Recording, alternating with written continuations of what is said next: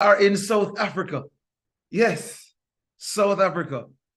And I am quite excited to be connected with my brothers from South Africa because of my time in the CSA. I don't know that we have had a strong relationship with the student leaders in Africa, in South Africa.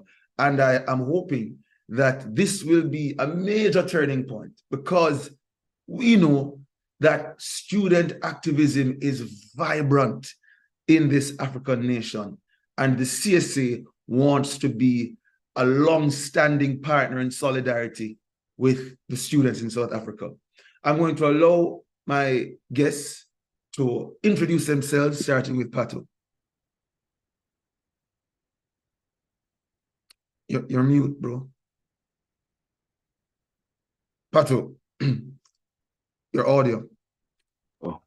Yes. Good afternoon, as it's afternoon in South Africa. My name is Pato Turane. I am a former provincial chairperson of the South African Students Congress in South Africa. Thank you. Thank you, Themba. A very good afternoon to everyone watching and everyone abroad. My name is Tembeletu Nyigilana, and I'm the former regional secretary of SASCO and a current district committee member of the Young Communist League of South Africa. Tell me about that organization, Young Communist League of South Africa. Is that a political group? I'm quite interested to know. Yes. It's a youth student formation that aligns its ideologies and its work with the South African Communist Party of South Africa. It also forms part of the Progressive Youth Alliance with sister organizations that include the African National Congress Youth League, as well as the South African Students Congress and the Congress of South African Students as well. Okay. Thank you. And tell me about the organization you are from, Pato. You said SASCO? Yes, the South African Students Congress, which is SASCO. Mm-hmm. The South African Students Congress is a culmination of 90 plus years of student activism in South Africa. It draws its history from the early 1900s with NUSAS, which NUSAS was predominantly a British white organization in institutions of higher learning.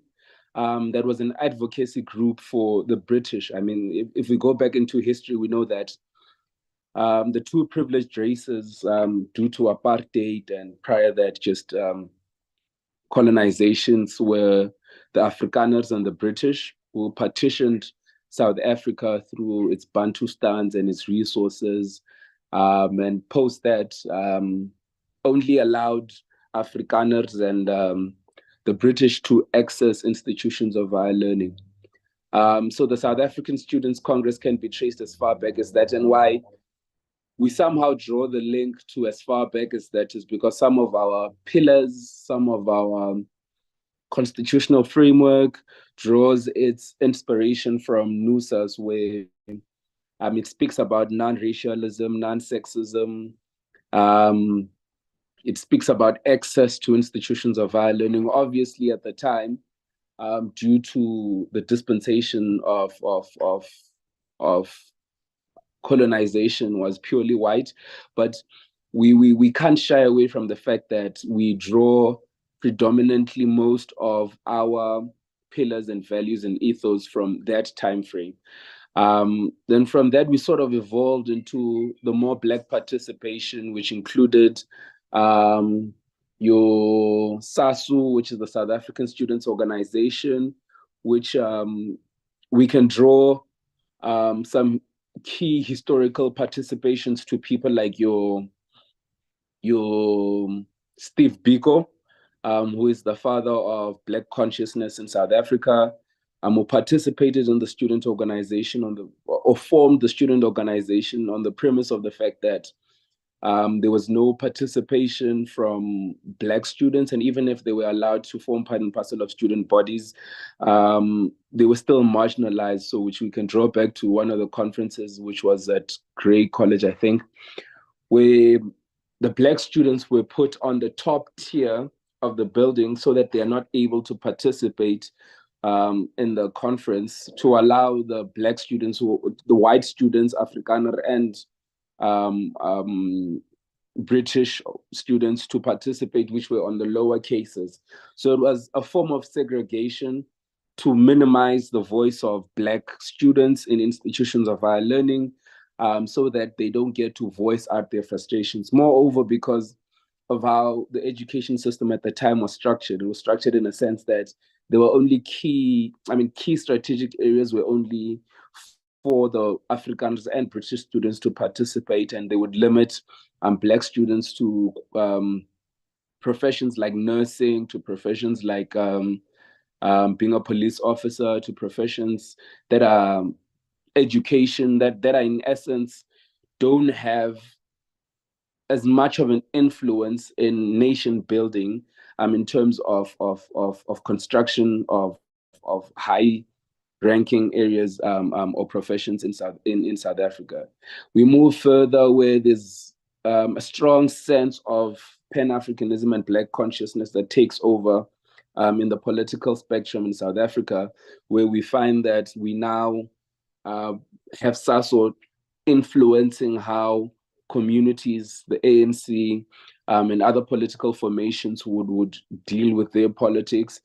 We find ourselves in a place and time where SASO was banned because of the inroads that it was making in the broader politics of the country. So it moved from just being a student-based organization to an organization that grew its influence in society, that they had to ban it because it was now starting to put up a real challenge in terms of ideology, in terms of mobilizing, in terms of gathering of just pure Black South Africans who would be against the apartheid system. So they had to ban SASU, which later on in a couple of years led to the formation of AZASU. The formation of AZASU took its birth child from SASU, obviously, through Black consciousness and subsequently the influence. Pardon? AZASU stands for what? Azanian Students Organization. Okay. Yes, it draws its inspiration from AZAPO, which is the Azanians People Organization, and then it forms and has a foundation of Black consciousness. With that happening, we then find that it now has the similar trajectory as SASU, because at the core of its foundation and one of its pillars was community work, which would therefore mean that they would, during their spare time, during holidays, would disengage from the institutions of higher learning because it would be recess or whatever. Then they'd put their primary focus into communities where they would have programs like assisting students get their matric results through lessons in community. So they would have maths clubs, they would have economics clubs, that they would actually teach people about the basics of basic education, which now enshrined them in our community. When it enshrined them in our community, it therefore means that a student who's leaving high school and now ascending to either to universities or to further education and training would now have an ideological foundation of AZASU, which is Black consciousness. Now, where AZASU takes a very drastic turn is in one of its congresses, there is a massive ideological battle that happens with AZASU, which is Black consciousness versus Charterism. So Black consciousness would be what your AZAPO, what your Steve Biko stands for, and Charterism would be a new wave of thinking, which is based on the Freedom Charter of the African National Congress. So Charterism now wins the Congress, which is in essence paving a way of building a rainbow unified South Africa, which is inclusive of race, which is inclusive of sex, which is inclusive of gender, and does not try and isolate any South African on the foundations of their race, sex, culture, and so on and so forth. So they then win the Congress, and Azasu takes a charterist form and nature moving forward, which probably some of the leading academics in South Africa, like Go Bani Pichana, are part and parcel of that transition from Black consciousness into charterism as a form of thinking and as an ideological foundation of the organization. Obviously, because any form of political threat that would come from any organization that has the ability to galvanize students, communities, and so on and so forth, would be a threat to the apartheid and colonial regime that exists in South Africa. Azasu meets the same fate as SASU meets, which is subsequently being banned as a political party and participating in the political spectrum of South Africa. But yet again, through the pillars and the foundation that we speak about of community work, it resurges itself as SANSCO, which is the South African National Congress.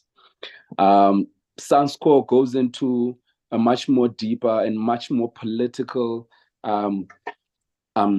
trajectory when it then forms an alliance with NUSAS, which is the British organization that I spoke about in the beginning.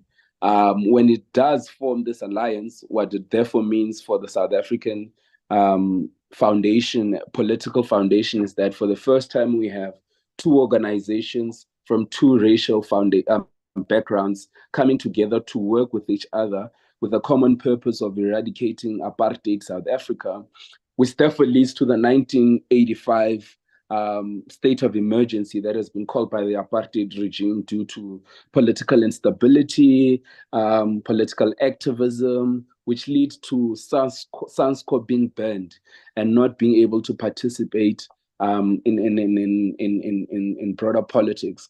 Through underground operations, they then have organized boycotts and organized programs to deliberately antagonize the apartheid system and fight the apartheid system. This is where, when you look into history, you'll find economic boycotts that SANSCO plays a role in. You find stayaways that SANSCO plays a role in. And then we fast forward to 1990 when CODESA starts happening. When CODESA starts happening, that's when we find the unbanning of SANSCO, which leads to the resurgence of the relation of SANSCO and NUSAS, which they continue organizing political programs, organizing political boycotts, and organizing students to participate in the broader political discourse in South Africa. And at that point, NUSAS and SASCO understands that they share common values, common goals, common purposes, and it's better for the two organizations to unify and form one big organization. That is when, in 1991, this is post the release of Mandela in prison, the transitional government leading into organizing of the first free elections in South Africa happens. And in 1991, we find SANSCO and NUSAS going to one Congress. So this is the British students and the marginalized Black students meeting in one university, which is Rhodes University, to form one organization that will have common purpose, common values, and common directions in fighting the injustices of the past and redressing some of the discrimination that has happened in institutions of higher learning, which then leads to the formation of the South African Students' Congress in 1991. The South African Students' Congress is now takes shape and form and has the ability to organize Black students, has the ability to organize white students, particularly British, because we still find a form of resistance from the Afrikaners because they've now monopolized the political and administrative work that is done in the country, which therefore means that they are at the center of the apartheid regime. So the formation of SASCO then happens at that point in time. And when it happens, it's then that through the academic, through the democratic dispensation, the South African Students' Congress now starts organizing itself to fight for access in institutions of higher learning. So this would mean universities and further education and training facilities are no longer limited to a specific race, but now are open freely and fairly to all South Africans across the board. What becomes important about the advocacy that the South African Students' Congress does is it does not limit itself to just Black students. Although understanding that before we get to equality, we need to deal with the question of equity, it takes a stance to now use this opportunity to advocate for purely Black South Africans to access that space. And obviously there'll be a form of resistance, which is now where they go to their own Congress and start and having a document called the Strategic Perspective on Transformation, which therefore means that the South African Students' Congress is no longer focused on just purely access to institutions of higher learning, but also has a broader political burden on it to transform institutions of higher learning. Now, when we speak about transformation of institutions of higher learning, we know that at that time, vice chancellors and chancellors of these institutions of higher learning are purely Afrikaner people, are purely white people who would not really allow the access and the transformation to happen at the pace that it should happen at, with the political leadership being Black in South Africa now for the first time in 1994. So the strategic perspective on transformation speaks about how we transform institutions of higher learning to firstly be reflective of the demographics of South Africa. So what does that mean? It means that we want to see vice chancellors, chancellors becoming more reflective of what South Africa is. They should be Black. We should have colors. We should have Indians. I mean, I know in some countries the word colored is a slur, but colored in essence for us it isn't a slur. It just in essence in essence means mixed race. So we allow Indians, colors, Blacks, Chinese, anyone who forms part and parcel of the fabric of South Africa to form and be part and parcel of strategic positions of leadership in a knowledge production center. And we understand the values of knowledge production in South Africa because, for example, universities like the University of Pretoria had some of their academic papers in terms of research being passed as policies that end up being oppressive to Black South Africans. So we wanted to take up the space in those strategic positions so that we have an influence in policy of the country. We have an influence in discourse of the country. We have an influence in terms of creating an output of conscious conscious laborers, conscious staff that conscious people that will join the workspace and understand their role and responsibility post the apartheid regime in South Africa and the democratic dispensation. And it's quite interesting because part and parcel of what we've produced as the South African Students' Congress has become a fabric of society in the current dispensation of South Africa. You have the current premier of Gauteng, which is Banyaza Lesufi, who was part and parcel of the first 1991 Congress in the formation of the South African Students' Congress, who's now a premier of the economic hub of Africa. We have produced a lot of people who have become successful businessmen, not only in the context of South Africa, but internationally. Robson Ramaite, who is also a massive businessman across the globe, who does a lot of business in Italy, is a product of the South African Students' Congress, which is in essence our ability to attempt to influence society holistically and have a level of consciousness to understand that our role and responsibility as the South African Students' Congress is not only limited to activism within institutions of higher learning, but we have a broader responsibility to advocacy in terms of politics across the board. Moreover, we do have international work as one of our pillars as the South African Students Congress.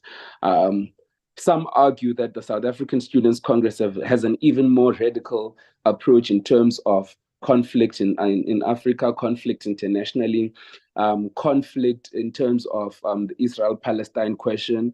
So we do broad work that is not only limited to just institutions of higher learning, because our responsibility is way broader than just institutions of higher learning, but it is to contribute holistically into the political environment and political setup of the world, and contribute to society, its foundations, its bringing, its morals, its ethics, and the kind of society we envisioned can only be influenced by institutions of higher learning, since in most cases they say it's a microcosm of society. Thank you very much, Patu. I could not stop you, because all of what you have said is so pertinent.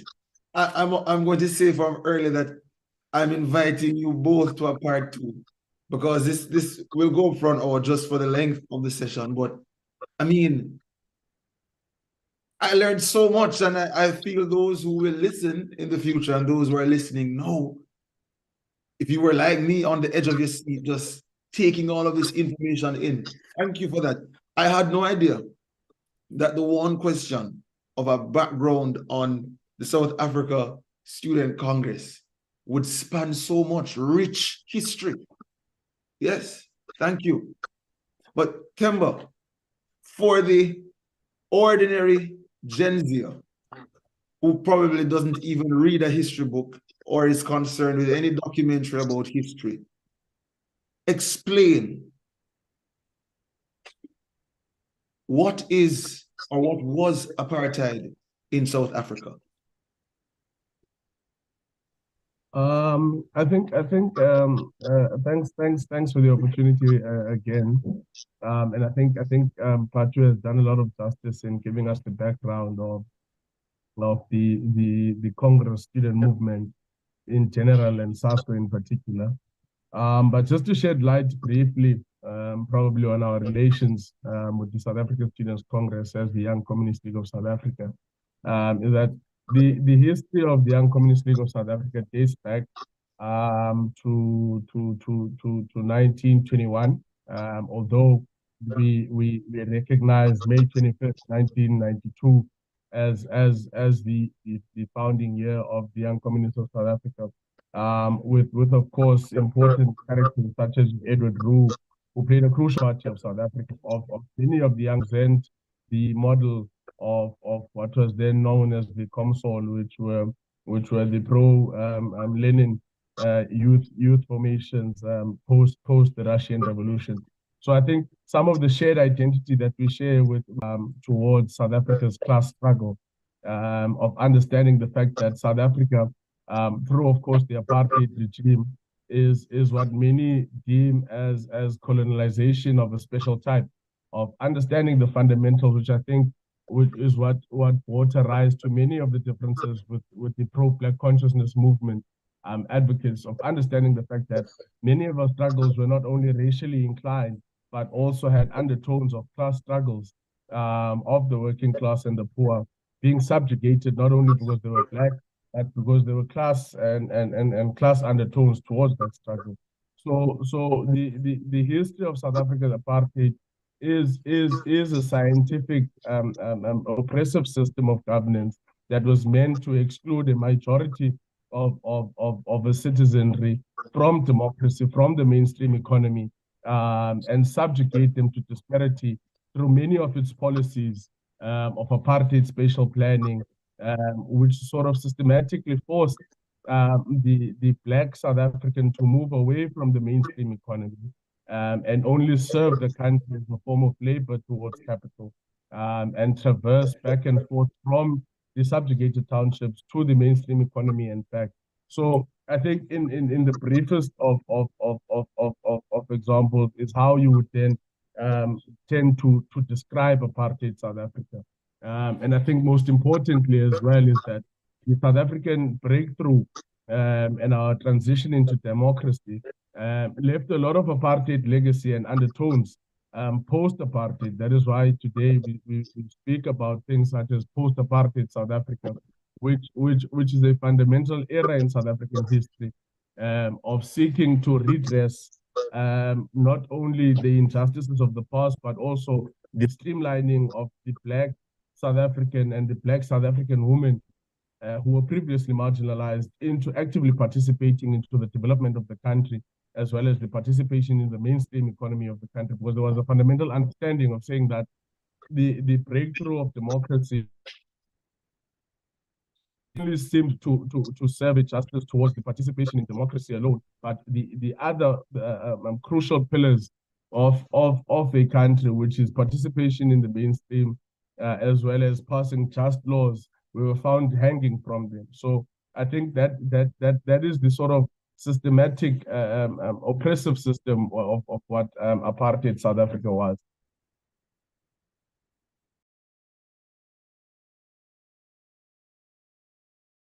A follow-up question to you, Temba. How would you say apartheid has shaped education in Africa today? Perhaps you could speak to the remnants of it, if any, in the education system, because 30 years ago is real, that it is not necessarily within my lifetime, but I was born in the decade that it ended. It's not too long ago.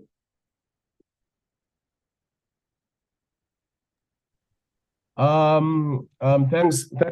I think Patu briefly touched on it when he spoke about the role of academics in shaping policies. I think there are definitely remnants of apartheid South Africa in the post-schooling sector as well as the schooling sector of South Africa, and there's definitely a legacy. And there was a huge role that apartheid played in the education system of South Africa. That is why today, so many years post-apartheid, when we look at effectively 3 decades of student activism in South Africa, we still begin to speak about things such as access to higher education. You speak about free, transformed education in the post-schooling sector of South Africa. And these are the remnants of the apartheid system of higher education in specific was designated to a minority of the South African population. And part of that minority of South Africa, partially the majority of the curriculum spoke only of how do we then become better servants of capital. If you are to speak about the post schooling student that our South African education system seek to produce. So part and parcel of what we speak about when we speak about the legacies of a post-apartheid system is to redress that. How do we develop a more just and transformed South African curriculum, both in the schooling and in the post-schooling sector? How do we begin to tell these stories and I think something that I'll touch on deeply later on in creating indigenous history of South Africa within the post-schooling sector, and how do we then create a socially molded a graduate post the apartheid schooling remnants of apartheid. So that is something that is definitely being left behind by the apartheid system. And its impact on our education system. So I think it's something that will definitely divulge into as we begin to dissect the topic at hand. Pato, in light of the things that you described about SASCO's contribution to the liberation of the people of South Africa from the apartheid system, what would you say, though, was the specific role of students in this? If you could give a little bit more detail of what students actually did. Thank you, and pardon me for leaving a bit. I had to change devices. That's all right. The South African context in terms of apartheid liberation is quite broader than what meets the eye. We've had a lot of organization. I mean, banned and banning, underground operations that played a massive role into liberating South Africa, and people had organizations had roles and responsibilities in organizing different sectors of society. You have the 1976 uprising, which was part and parcel of organized by our sister organization, which Themba spoke about earlier on, which is COSAS.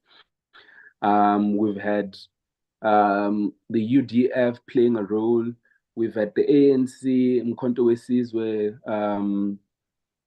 military operations. We've had PAC and APLA play an important role in also military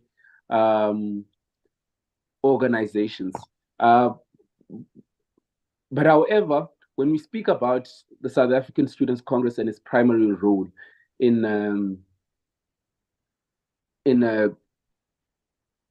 liberating the people of South Africa, we can speak of several instances. For one, I've already mentioned the boycott that the South African Students' Congress participated in. This is the economic boycott where at some point we just decided not to participate economically. Secondly, the South African Students' Congress, particularly through its predecessors that I've mentioned, UNUSA, SASCO, AZASO, SASU, have played an important role in contributing to the ideological foundation of the liberation movement in South Africa. As we know, institutions of higher learning the center of knowledge production. So if you are going to produce knowledge, you might as well produce knowledge that becomes pivotal for any form of fighting against oppression. And perhaps one thing that slightly Themba could have left out is the fact that the South African Students' Congress also plays an important role in the reformation of the Young Communist League of South Africa post its banning, because there's a phase where the Young Communist League of South Africa was banned. So the South African Students' Congress plays an important role into roping in what is a massive ideological foundation for any form of liberation movement, which is a communist foundation. And former presidents of SASCO, like your Jacob Mamabulo, played an important role into forming, into re-establishing the Young Communist League of South Africa. So particularly what we've participated in is boycotts. We've organized students to shut down institutions of higher learning. That's why when we speak about defiance of the apartheid system and the state of the nation, state of emergency in South Africa in 1985, or probably just slightly above that, there's no way you can have that conversation and leave out the University of the North, which is now known as the University of Limpopo, which was at the center of agitating the apartheid system into understanding that Black people or people of color are tired of the apartheid regime. In the state of emergency in South Africa, particularly in the University of Limpopo, that is where you found the military, the South African police system under the apartheid regime, going into that university, shooting at students, physically assaulting students, and literally putting the university at a standstill, and no one be allowed to participate in any academic activity at that point. And this is a common trait in what is classified as Black institutions, but nowadays has been modernized to previously disadvantaged institutions, which were institutions that were in Bantustans and Black communities, and sort of isolated each and every single South African from participating in your Ivy League institutions like your Wits University, your University of Pretoria, your Stellenbosch, your UCT, which are institutions that probably most of them are celebrating 150 years in South Africa. So we do have an important role that we played in particularly previously disadvantaged institutions in agitating the status quo and ensuring that the fight that is being waged by the liberation movement in a broader spectrum is taken into cognizance, and we as a sector are organizing ourselves to join that fight. Thank you. September, I grew up watching the 1992 movie Sarafina with Whoopi Goldberg. I'm sure you would both be familiar with that movie.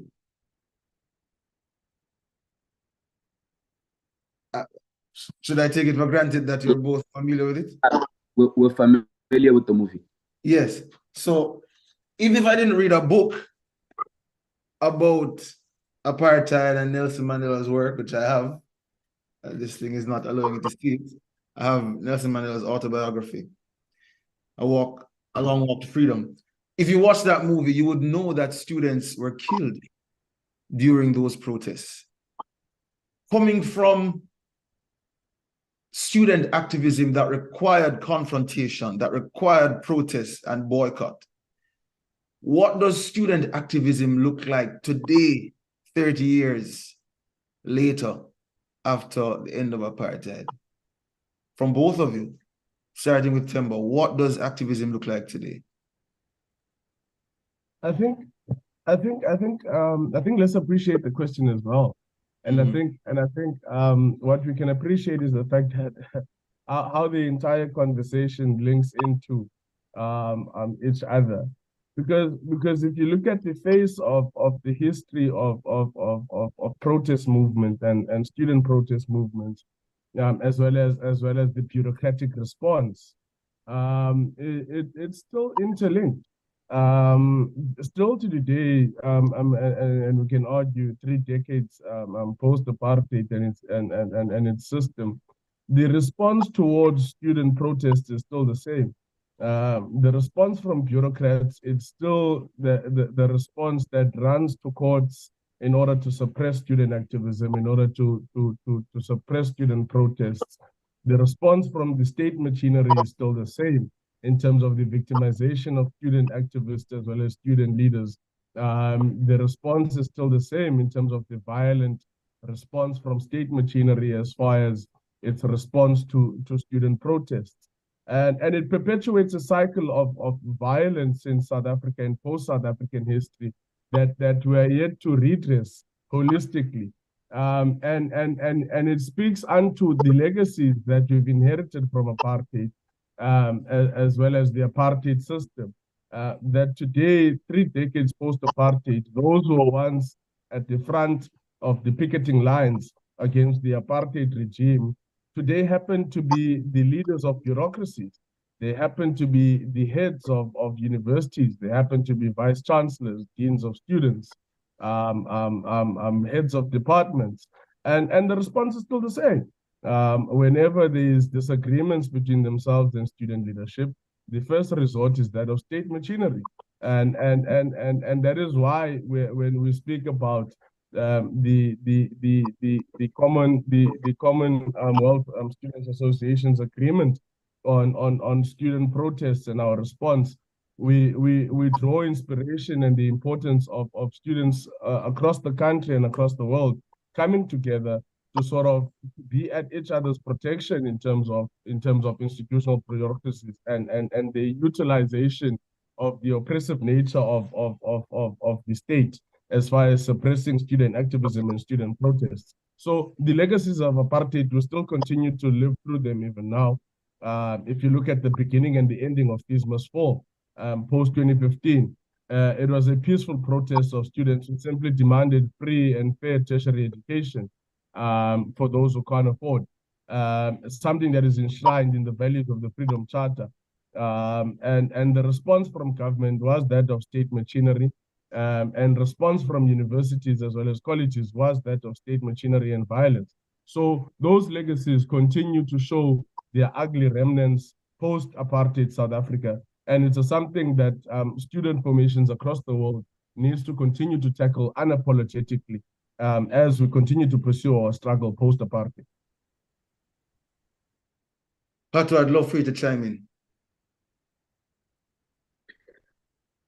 I think Themba does justice in answering the question, because South Africa has a very violent protest history.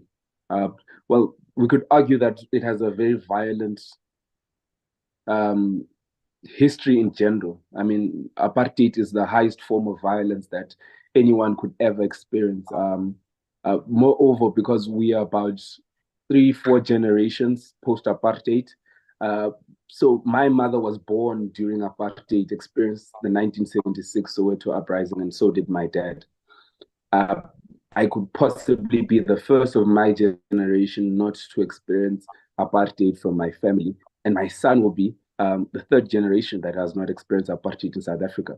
So there's a level of violence that we inherit from that kind of system. And moreover, because as Themba characterizes it very well, the people who are at the center of bureaucracy and who have state power, people who experience that violence. So when you immediately speak about protest, what comes to their mind is, oh my God, remember what happened during 1976, what happened during 1985, what happened at Sharpeville Massacre. The probability of that happening in an institution of higher learning is there again, because we're just literally 2-3 generations past apartheid. And their immediate response is a draconian kind of response where they would want to enforce their maximum sort of power upon the student body, which is predominantly the main stakeholder in institutions of higher learning. And an attempt to be draconian would therefore be met by resistance which resembles that of apartheid. We will have the violence if the state antagonizes the people protesting. That is sort of the language that is a common language in South Africa, that people understand that in order for us to end a level of oppression, there has to be a level of violence that is at play. I mean, if we speak about Fees Must Fall, Themba gives you the nitty-gritties of Fees Must Fall, the non-violent start, which turns violent, but subsequently has a level of outcome that we envision, with the ruling party being the African National Congress at their annual Congress declaring free quality education. Although we're still at the point where we're discussing its implementation, then takes a violent turn. It's because of the magnitude and the pickup that it had. It started off in Black institutions, and when these institutions that are held dear and the custodians of productions, that are the custodians, that the primary access is given to white people, picks up the same trajectory of free education, it now sends alarms across everyone, and they want to nip it in the bud. And the only way they see as a plausible way to nip it as the bud is to use the draconian nature of the states. Then at that point, it becomes a really violent encounter and engagement. I mean, to show how even that event was quite important for nation building is that some of the people that have won awards, for example, there was an award in Germany that was given to Fasia Hassan, who is an Indian activist in South Africa, who was pivotal, or rather played a pivotal role during Fees Must Fall at Wits, wins the award. But now the disconnect becomes the people who are actually in need of the free quality education in South Africa and previously disadvantaged universities. This is your Walter Sisulu University, your Cape Peninsula University of Technology, your Cape University of Technology, your University of Venda, University of Limpopo, are then marginalized and set aside in terms of the broader conversations of their contribution into free quality education, which therefore means we're going to have a continued event of protest, violent protest, because there's no broader recognition of the work being done in activism and the work being done in fighting an unjust system, and I mean, including suspensions and expulsions from institutions of higher learning experienced at their peaks in previously Black institutions. No one ever gets to speak about that. So the circle of violence is not only limited to physical violence, but it is also extended to the level of violence that institutions get to display upon students, including expulsions and suspensions in institutions of higher learning, which has massive detriments to a learner who will only be a teacher and fails to become a teacher and becomes something as something that they did not envision. And when their first child or the first of their generation becomes active in institutions of higher learning, they are then excluded from participating yet again by a draconian system. So it does not only perpetuate violence in the sense that we're going to be physically engaged in violence, but it also has a systematic form of violence which is exclusionary in nature and character and takes the same shape and form as apartheid in excluding Black people in participating in institutions of higher learning. Thank you very much. Thank you very much. Wow. Give me a description of what education is like today in South Africa. Also talk about the good things, both sides of the spectrum. What is it like today? Who wants to answer that one? I think I'll allow Patu to tackle this one, and then probably I'll come in with the issue of the transformation of the curriculum for human indigenous culture and nation building. So I think let me allow him to tackle this one, and then I'll come in after him. Sure. Okay. Thank you, Temba. I think first and foremost, on a positive note, access has been increased into institutions of higher learning, and not just on a financial level, although challenges in that regard, but access has been increased in the sense that we have institutional capacities have been increased. So, for example, if Wits University in 1994 used to take 10,000 students, now we find that Wits University takes up to 200,000 students, which is first and foremost the biggest success we can speak of, because we have access into institutions of higher learning for the marginalized Black people who could not access these institutions. Secondly, the government has put in funding schemes that are necessary for individuals that come from extremely impoverished backgrounds. So you have the National Financial Aid Scheme, which funds students who are from the middle class and going down. And to be more specific, the middle class is people who earn less than 350,000 rands per annum. So they do fund those kind of people to go to institutions of higher learning.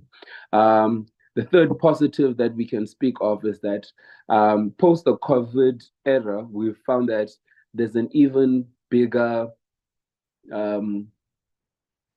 acceptance into accepting forms and methods like online learning through institutions like the University of South Africa, the University of Johannesburg, and other universities that allow students to study at the comfort of their homes, uh, uh, and it becomes beneficial in that sense.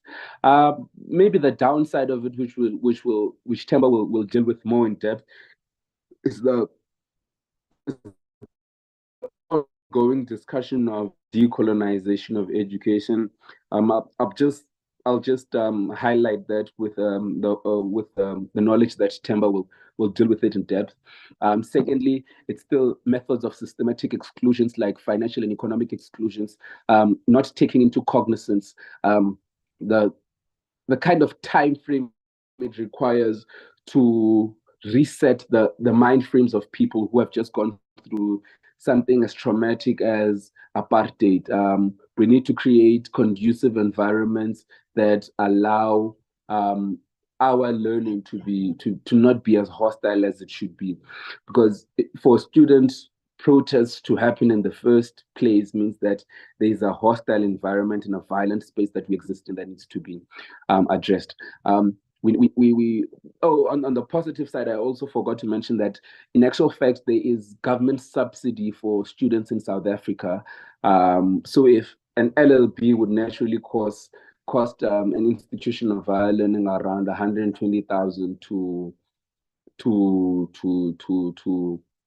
complete or to complete a year, the South African government actually pays half of that for all South African citizens, and then you have to cover the other half through either the national funding scheme, or through bursaries, or through self-funding. But moreover, institutions of higher learning still need to improve on their infrastructure in South Africa. They need to improve on residential areas in and around universities. They need to improve on the cultures that exist in institutions of higher learning, because we still find things like gender-based violence in institutions of higher learning. Quite recently, there was a stabbing that happened in the university, the Cape Peninsula University of Technology, or UWC. I'm not sure which one of the two where the stabbing happens. And maybe have a more inclusive culture of extramural activities that broaden the horizon of learners and students, and maybe the transformation of the institutions themselves to have a more inclusive and a more market-friendly courses that are available to South Africa. Because one of the realities that we face is that there's a massive brain drain that is happening in South Africa, where a lot of people complete their qualifications, go to Germany for nursing, go to USA for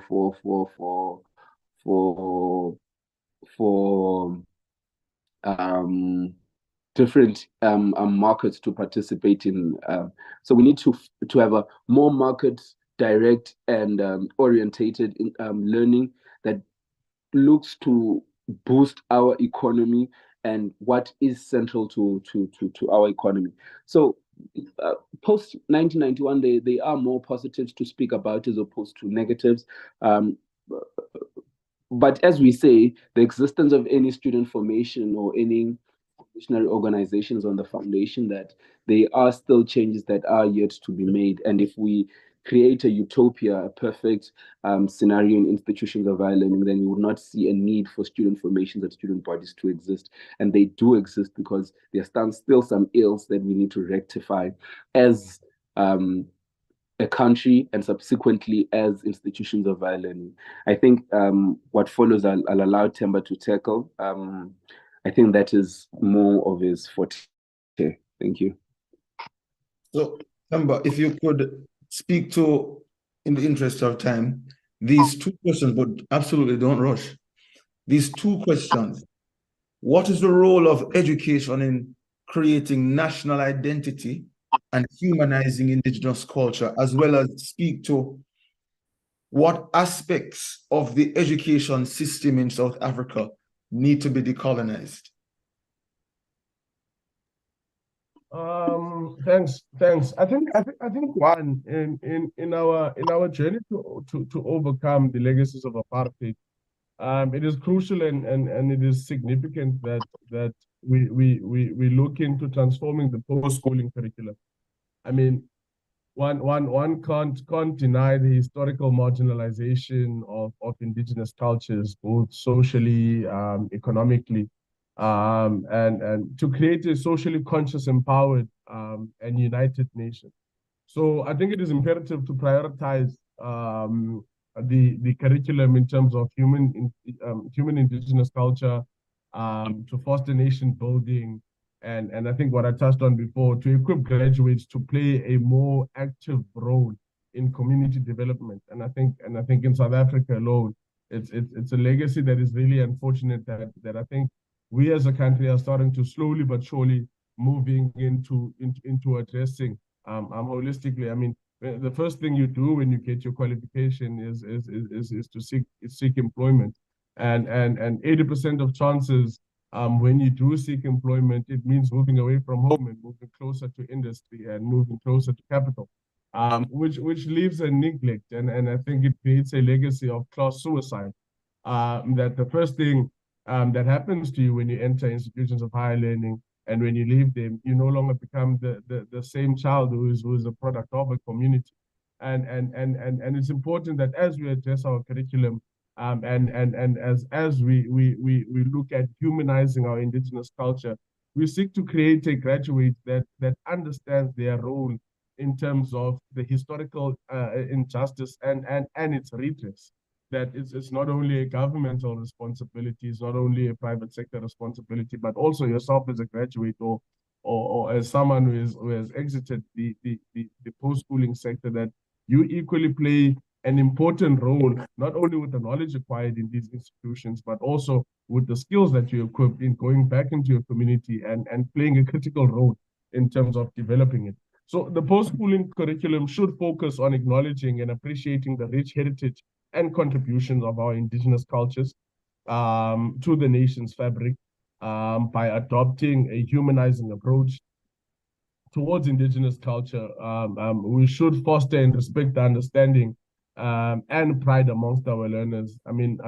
This pedagogical shift moves beyond a mere inclusion of our indigenous history in textbooks, as well as in the learning outcomes, but it requires a comprehensive integration of traditional knowledge, languages, and customs as part of our curriculum. And I think it's something that we must be proud of, that many of our Black academics currently is something, particularly within the arts, sociology, and anthropology spaces, that it's something that they're really hitting hard into, that we are slowly integrating our languages, our indigenous culture, in the more unorthodox methods of teaching and learning of our curriculum. So it's something that we need to really hit hard into and begin to develop around it, because I think at the center of nation building rests the foundation of inclusivity, social cohesion, and education of learners on our indigenous culture instills, I think, a sense of belonging. I think one of the biggest issues that we struggle with, and I'll make an example of one of our close academics, Dr. Pedro Mzileni, of a recent debacle that is had in the University of Free State, of how he was reflecting on how these buildings and these institutions reflect a particular time in our South African history. And that South African time is the colonial and apartheid era.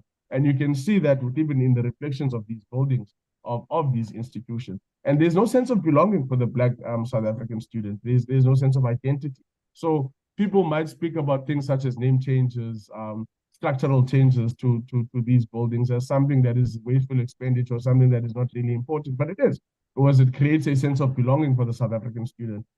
It creates a sense of identity, that when we reflect on things and when we see ourselves in these buildings, we begin to resonate with them better. When they are named after people that we know who played a huge contribution in terms of our liberation, as well as our identity as the Black South African student, it is something that relates to the South African student better. So it's something that we really need to work much better into. And it does not necessarily mean the removal of the other over the other, but if we're true and honest about this notion of this rainbow nation and building one identity and one South Africa, then we must begin to not walk on eggshells when we speak about these things, and we must begin to radically speak about them as these institutions must resemble a sense of identity as the Black South African student. So I think in relation to nation building and the post schooling curriculum, we can do better in terms of promoting unity and a shared national identity. Graduates who are armed with knowledge that can contribute effectively in terms of building and strengthening our cultural diversity and creating a vibrant nation. So I think in of course in the interest of time, but I think post-apartheid legacies continue to leave a profound economic ramifications and disproportionality affecting indigenous communities by not only, and I think I spoke about it before, apartheid spatial planning, as well as the design of institutions of higher learning in terms of the targeted margins as well as the targeted population, and how we've done better in terms of increasing access. But also access as well must not just speak unto access into spaces that necessarily do not resonate with us, but we must speak about access that unequivocally speak about the redress as well. So I think it's something that we can definitely do better as a country in harnessing moving forward. Thank you, Themba. So we're at our penultimate question, and I'm going to share my screen because there is a very important document that I asked my brothers from South Africa to look at in preparation for this discussion. And that document is the Commonwealth Student Safety and Security Agreement. What is the agreement about? It's the formal consensus among students across the Commonwealth on cross-cutting issues that concern the safety of students. This agreement concerns the protection of students of all ages who are enrolled in an educational program from the early childhood level to the postgraduate level. In its initial phase, this document is non-binding on member states. However, we envision that the future leadership of the CSA will amend and champion this agreement as a multilateral agreement between consenting member states.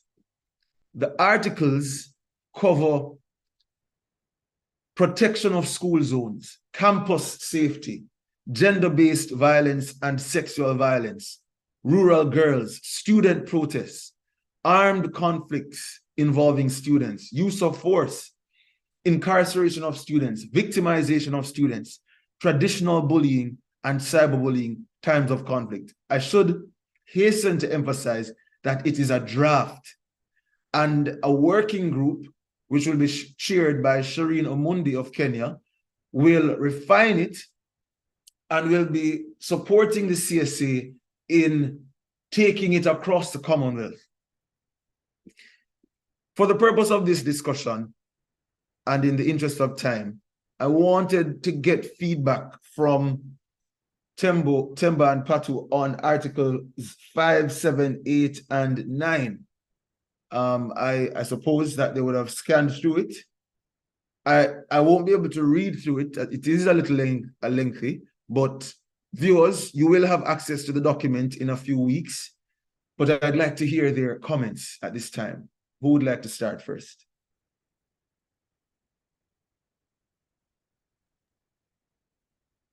I think let me go in. I think one the beauty about the Commonwealth draft document is the fact that it speaks about the true reflection of the I mean, as far as South Africa is concerned, our South African schooling system. We spoke about at length the legacy of our violent history in South Africa, and how it continues to shape our society. Patu just spoke about stabbings at the University of the Cape Peninsula, University of Technology, and EWC, respectively. And I think if I zoom into closer to home, just last week, we were called into an emergency task team forum of one of the high schools in Nelson Mandela Bay, in the northern areas where there were gang shootings amongst learners. So it speaks about definitely the history and the remnants of our violent history. And I think part and parcel of our international work that I think we pride ourselves on as respective students, student movements, is that it's definitely a document that we must seek to galvanize the South African student population into supporting, but also in terms of actively contributing towards Commonwealth member nations as far as bringing about teeth to the document. I mean, as you say, the document is currently not binding. But I think as we move forward in our bilateral and multilateral work that we will be definitely invested in moving forward, is that we must begin to take decisions at an international level that are not just encouraging but also are binding amongst nations. Because I think we're at a particular time in our history that so much is happening across the world, and very little is done about it because we want to play the safer borderline as far as diplomacy is concerned. I mean, you talk about the history of apartheid, Israel and Palestine, and we've been speaking about it for years, but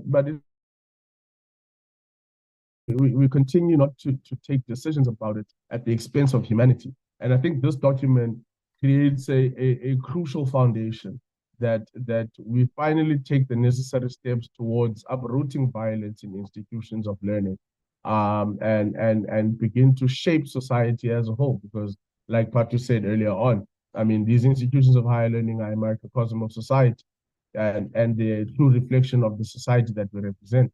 So I think when we deal with these systemic issues, we are then able to shape and create a better view on society. So I think it's a beautiful document, and it's work in progress. And I think that it's something that all member nations must rally behind, not only in supporting it, but also in ensuring that it becomes a document that we're able to utilize as a Bible amongst member nations and ensure that it does bring about the necessary protection for our students as it should. So to bring about teeth to it and ensure that it is a document that is binding, and universities and schools as well as colleges are able to rally behind this thing and know that students are protected both nationally as well as internationally. Thank you very much, Themba. Patu, if I may call you Professor Patu, I'm looking forward to hearing what you have to say, sir. Both of you have been extremely good guests. Go ahead. I think first and foremost, before we get into the document, it's quite important to acknowledge the fact that the document is an indictment on the residues of colonization, to be more precise, British colonization in our countries. It is difficult to sit back and read a document written by someone who's outside from South Africa, but resonates so much with South Africa, particularly not as a broad document, but as a document that is targeted at a narrow sectorial institution, for example, institutions of violence. To have so many similarities and to read the document and feel like the person who wrote about it was writing a document precisely speaking about the conditions of post-colonialization of South Africa, and think that this is a document that sits so closely to the student organization, but moreover is more accurate to the challenges that we face as South Africa, is quite worrisome. It means that the residues of colonization, if not dealt with systematically, precisely, and in a unified manner, it would therefore mean that we are going to deal with residues of colonization for an even longer time frame than we can imagine. But what becomes a positive and sits well with me is that we've taken an initiative to have an international binding document, although it's just beginning with Commonwealth nations, but an international binding document that would therefore have a ripple effect in the rest of the world in how we envision our societies being safer, being more just, and being more conducive to the marginalized and previously oppressed people of different nations, would then speak to a unified voice that we can carry through as a people and ensure that we mobilize and galvanize the rest of the world to have a common view with us and have a shared identity in how we deal with oppression and the residues of oppression. But what I'm more happy about is that the need for us to have an international accord speaks to the level of thinking and the level of vision that we have for, one, the student body, but moreover, what we will be able to do as a generation once we are in the upper echelons of power. Because looking at this document and bearing in mind that the likelihood of it becoming an international Bible for all Commonwealth countries, like Temba says, speaks to our ability to draw treaties and agreements amongst ourselves to such an extent that we could have one day organize our own gathering that would end up having a bearing and impact as the Geneva Conventions on War, have our own impact that could end up as the Paris Accords on climate change. It means that our thinking and our logic behind what we envision as the new world order would be is quite in tune amongst ourselves, and is a path that could be hard, but a path that needs to be taken anyhow. So I'm happy about that. So with that background being given, the articles that you ask us to speak about, moreover, speak to the general conversations that we've been having throughout this session. We've spoken about protest, we've spoken about conflict, we've spoken about GBV, we've spoken about the treatment of activists within our institutions of higher learning. So the common conclusion would be that as an organization, we would to some extent have a common view and a shared view with this document, and it resonates with us. Although there would be nuances depending on country to country, but having a general principle that we all agree on in terms of student protests, in terms of gender-based violence, in terms of action taken against activists, an incarceration of activists would therefore mean that we are on the right path and we're on the right trajectory. I think what we could do is to refine the document, is to perhaps work on having an international summit where all of this organization can sit in one room and robustly debate about what would the just engagement be, and the just path to take into ensuring that we do have a common Bible that we could sing from institution to institution, country to country, but have a common purpose and a common view.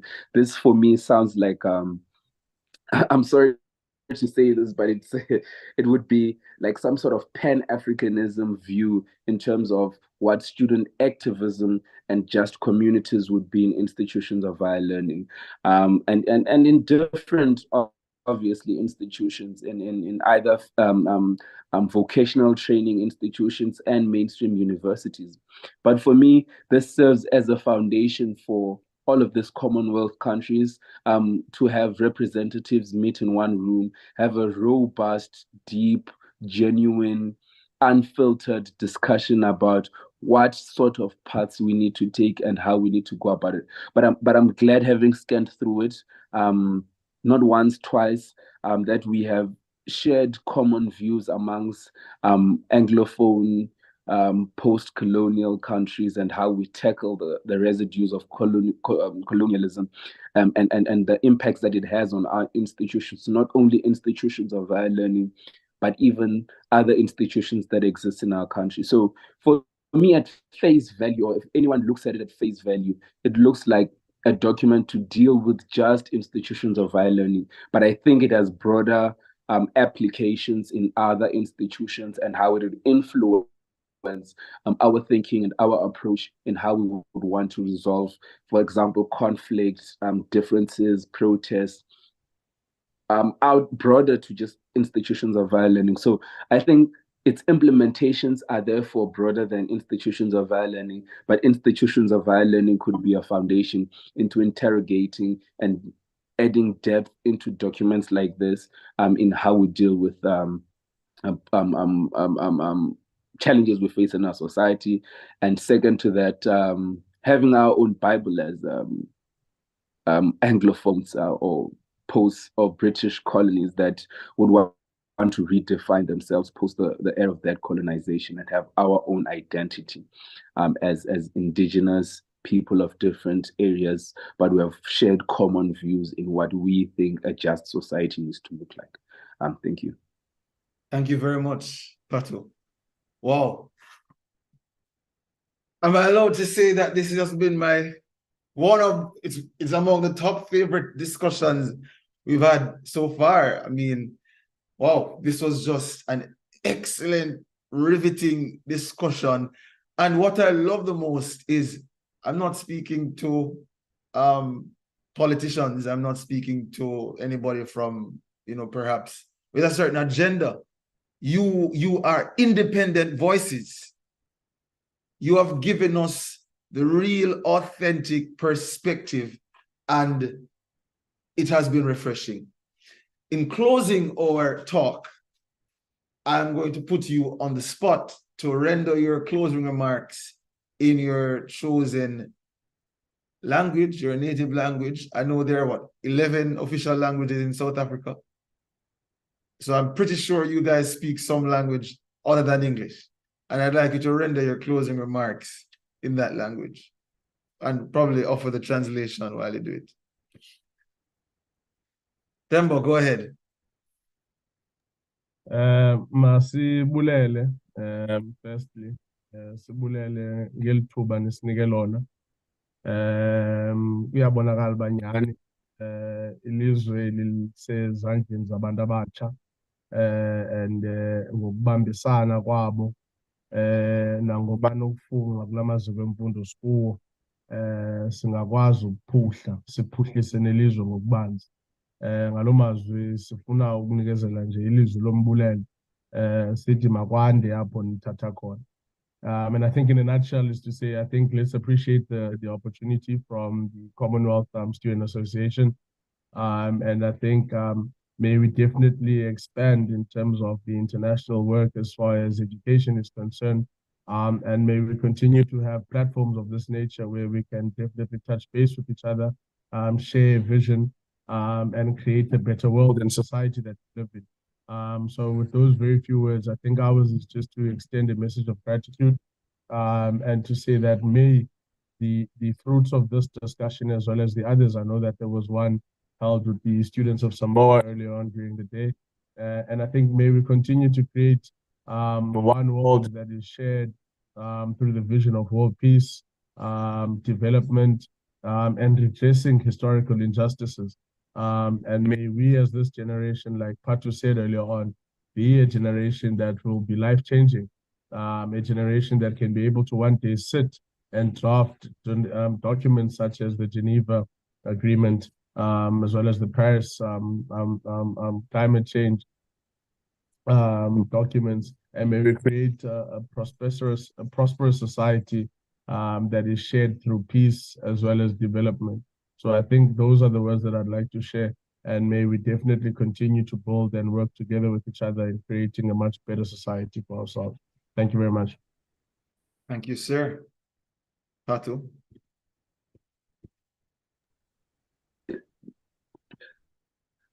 Ndo livhuwa nga maanḓa u ḓa hafha ni ra ṱangana na vhathu vho no bva fhethu vhunzhi na mashango no fhambananaho.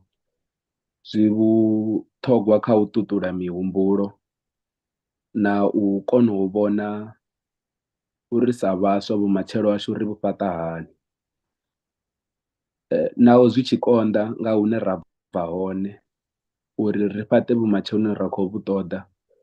Zwi ṱoḓa vhathu vhane vha na mbilu ndapfu, vhane vha si laṱele thavhula, vhane vha lwela zwine zwa vha ngoho, uri ri kone u fhaṱa vhumatshelo hune riṋe sa vhathu ri ḓirwa khana ngaho ra hu takalela uri na vhana vhashu vha kone u tshila khaho vha tshi zwi ḓivha zwori ndi shango vhuḓi, ndi shango ḽa khwiṋe, ndi shango ḽine vha tsireledzea khaḽo hu sina dzinndwa, hune vhathu vhaṅwe na vhaṅwe ro sedza ri songo sedza hune vha bva hone, ri sedza vhuthu havho, ri kone u vha tsireledza, ri kone u fhaṱa vhumatshelo hune ha vha vhuḓi. In a nutshell, our biggest responsibility is to humanity. We need to ensure that we have acts of love, acts of sympathy, acts of understanding, be a just society, so that whatever we build grows and it's not for us, but it's for future generations, including our children, our great-grandchildren, that they are able to sit and understand how a just society could lead to a very prosperous society. Our roles and responsibility in the main could not be, or may not be, as kind to us as we would want them to be. But hard circumstances are there to build character, are there to build people who would stand up and fight for what is just, and know that the actions that we are to take are not self-imposed. In our culture, we believe in Ubuntu, which is in essence, I am because you are. And if we're able to inculcate that culture in how we live, how we approach our day-to-day life, we are bound to build a better society, and a society that is just and kind to all of us. Thank you. Thank you very much, gentlemen. We will certainly be in touch. And as I said earlier, the Commonwealth Students Association wants to enjoy a vibrant relationship with the students in South Africa. Thank you to all who listened. We will see you in our next session. Take care and walk good.